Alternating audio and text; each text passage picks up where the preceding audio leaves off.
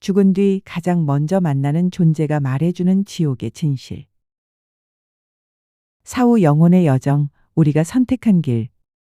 세상을 떠난 영혼은 가장 먼저 빛의 존재인 천사들을 만납니다. 천사들은 영혼을 따뜻하게 맞이하며 하늘의 삶과 기쁨에 대해 알려줍니다.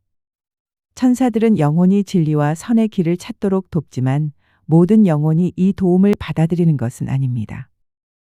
만일 영혼이 세상에 살면서 진실과 선함을 마음속으로 부정하고 무시했다면 그는 천사들의 친절한 가르침을 거부하게 됩니다.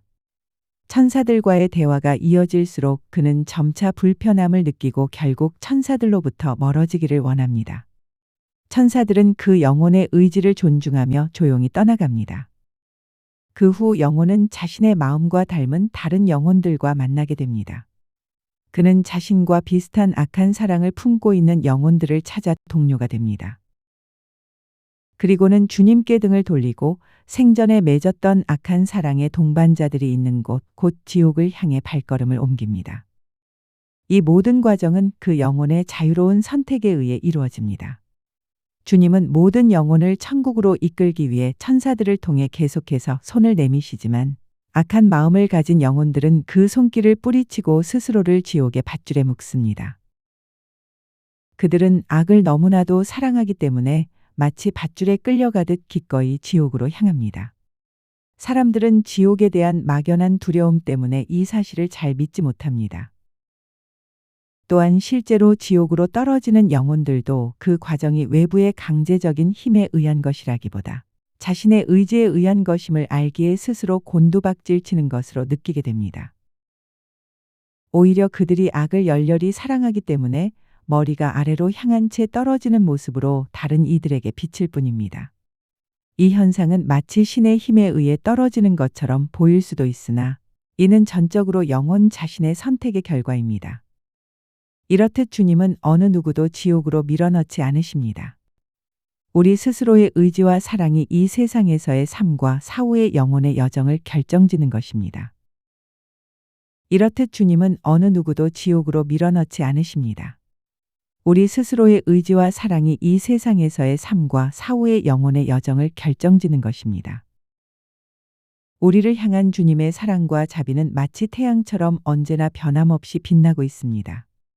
주님은 모든 사람에게 똑같은 선한 영향력을 보내시지만 우리가 그것을 받아들이는 모습은 저마다 다릅니다. 이것은 주님의 사랑이 변했기 때문이 아닙니다.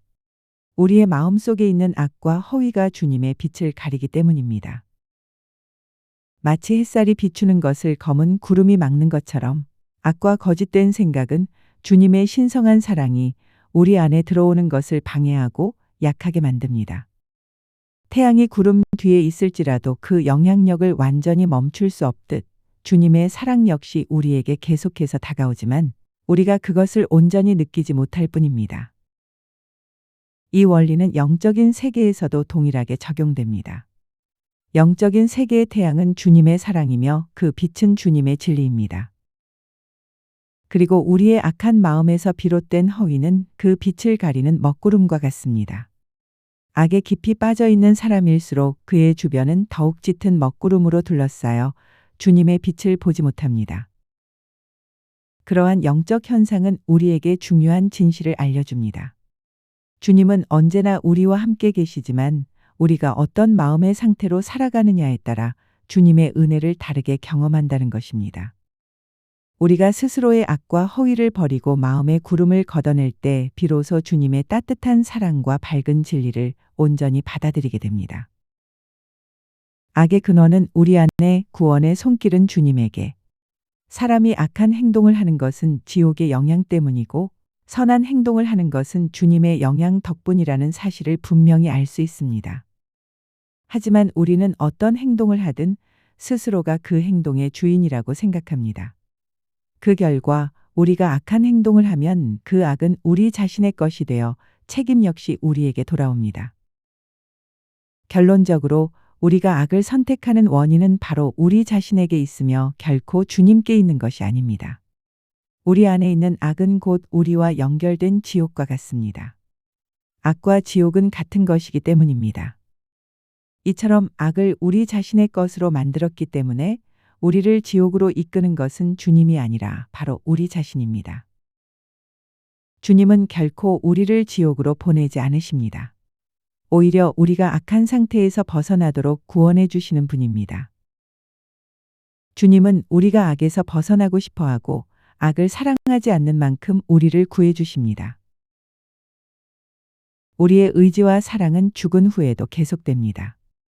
이 세상에서 우리가 악을 좋아하고 사랑하며 살았다면 사후에도 똑같이 그 악을 좋아하고 사랑하며 벗어나려 하지 않습니다. 그래서 악에 사로잡힌 사람은 지옥에 묶이게 되고 영적으로는 이미 지옥에 속한 상태가 됩니다. 결국 죽은 후에는 자신이 사랑했던 악이 있는 곳으로 가는 것 말고는 다른 것을 바라지 않습니다. 따라서 사후에 우리를 지옥으로 던지는 것은 주님이 아니라 바로 우리 자신인 것입니다. 오해를 넘어 사랑의 본질을 만나다. 많은 사람들이 하나님을 두려운 존재로 여깁니다. 마치 우리의 잘못을 하나하나 세고 있다가 결국에는 우리를 외면하고 심판하며 벌을 내리는 냉정한 심판관처럼 생각합니다. 그 이유는 성경에 나오는 무서운 이야기들을 문자 그대로 받아들이기 때문입니다. 하지만 이것은 진실의 일부만 본 오해입니다. 진실은 이렇습니다. 하나님은 본질적으로 사랑 그 자체이며 오직 선함과 자비로 가득합니다. 이렇듯 사랑이 어떻게 사랑하는 대상을 버릴 수 있겠습니까? 자비가 어떻게 자비를 필요로 하는 일을 거절할 수 있겠습니까? 하나님이 우리를 외면하고 벌한다는 생각은 사랑과 자비라는 하나님의 본성 자체에 어긋나는 것입니다. 그러므로 우리가 성경 말씀을 읽을 때 그 깊은 영적인 의미를 깨달아야 합니다. 하나님이 진노하거나 벌한다는 표현들은 사실 우리가 하나님에게서 멀어질 때 스스로 겪게 되는 고통과 그 파괴적인 결과를 상징적으로 보여주는 것입니다. 우리가 삶에서 경험하는 어려움과 불행은 하나님의 심판이 아니라 우리 자신의 선택으로 인해 생겨난 영적, 정신적 고통인 경우가 많습니다.